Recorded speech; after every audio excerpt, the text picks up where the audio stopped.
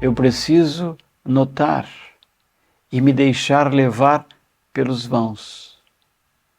Mas é notável no nosso dia a dia que nós preenchemos o nosso dia a dia com afazeres, com conteúdo. Eu raramente estou disponível. Eu sempre estou ocupado. E eu tenho que estar disponível. A pergunta, na verdade, é uma exigência interna de disponibilidade. Eu preciso me dispor. Quem é você agora? Disponha-se. Não coloque nenhuma representação, mesmo que ela seja muito linda, mesmo que ela seja consciência. Não ponha. Permaneça completamente vazio de locuções, de conceitos. Se diz em algum momento que é fundamental que você entre nesse espaço com a consciência de não saber nada.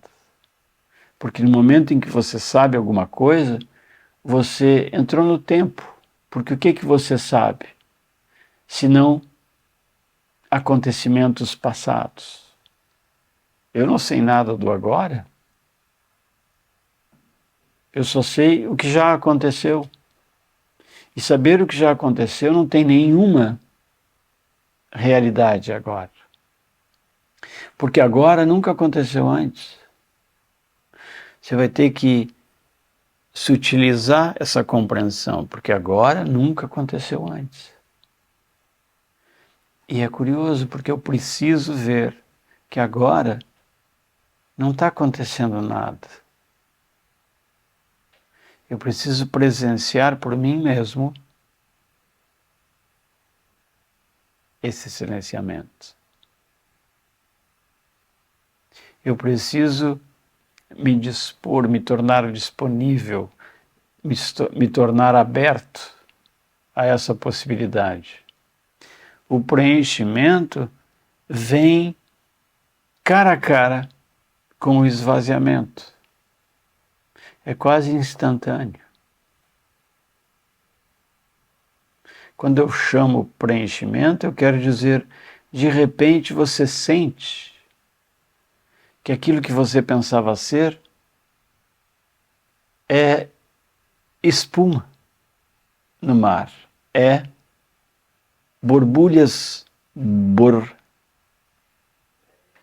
bolhas no vento. Eu simplesmente me dou conta que desapareceu tudo.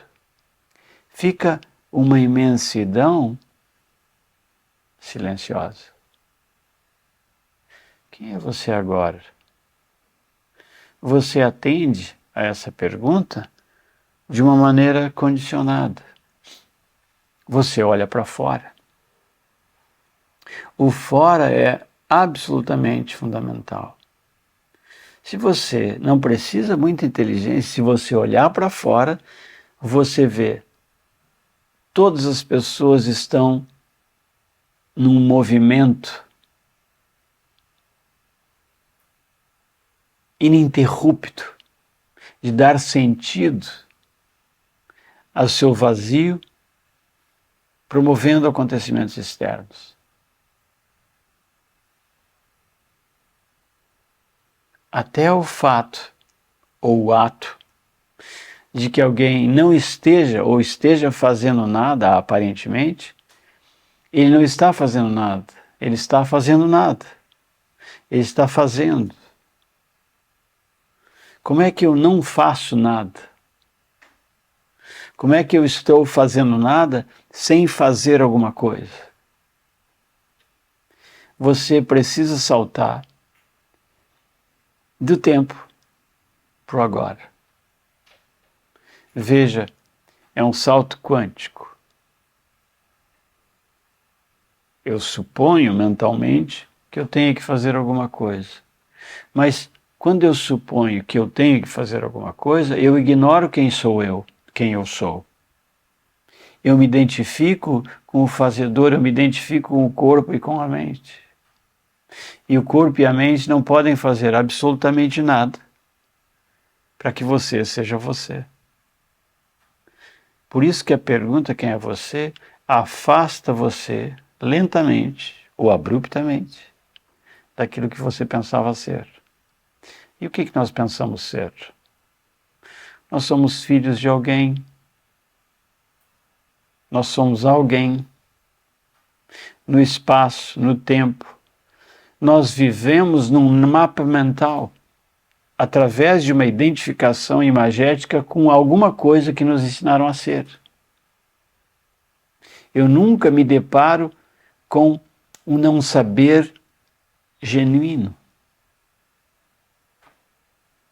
Você é mulher, você é homem, você está em Porto Alegre, você está em Recife, você está em Belo Horizonte, você está num país. São representações mentais. As nuvens não sabem onde elas estão, os animais não sabem onde eles estão, mas você sabe. E isso te dá uma falsa ideia de quem você seja. Você é essa experiência, você é esse combustível que permite a experiência, sem que a experiência se confunda com o combustível. Mas nós nos identificamos com o visto. Nós perdemos o ver. Quando se diz fazer nada, é dar um giro de 180 graus e ver que eu estou vendo. Nesse estou vendo não existe um eu.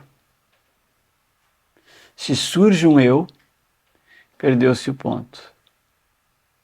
E veja, é crítico porque a maioria das pessoas, até aquelas que estão na busca, não admitem a não existência do eu. Eles se prendem até a um conceito, eu sou. Mas você não é. No eu sou não tem eu. É uma falha, é linguístico. O ser não tem sujeito, porque todo sujeito está determinado por um objeto. Todo objeto está relacionado com um sujeito. Esse ser é pura subjetividade. Ele não está relacionado com nenhuma outra coisa. Não existe uma antítese, não existe outra coisa. Porque se existe eu, existe o outro. Não sei se me entendem. A experiência, ela precisa te levar a um lugar onde você, de repente, não sabe. E é notável que muitas pessoas, quando se aproximam da experiência,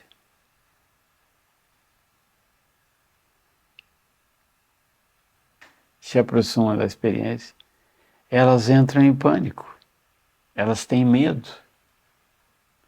Porque é como se, é aquela velha metáfora, quando a gota se aproxima do momento de queda sobre o oceano, existe, obviamente, a preocupação. E se eu cair no oceano, como eu vou me manter gota? Que, obviamente, é ridículo.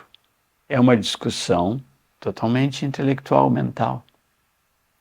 Então, digamos assim, os medos, os pânicos, os receios que surgem são apenas na nossa mente.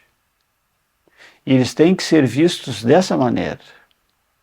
Porque é óbvio que passado o medo, passado o pânico, você nota que era irrelevante. Como pode o ser oceano identificar-se com uma gota e temer desaparecer em si mesmo?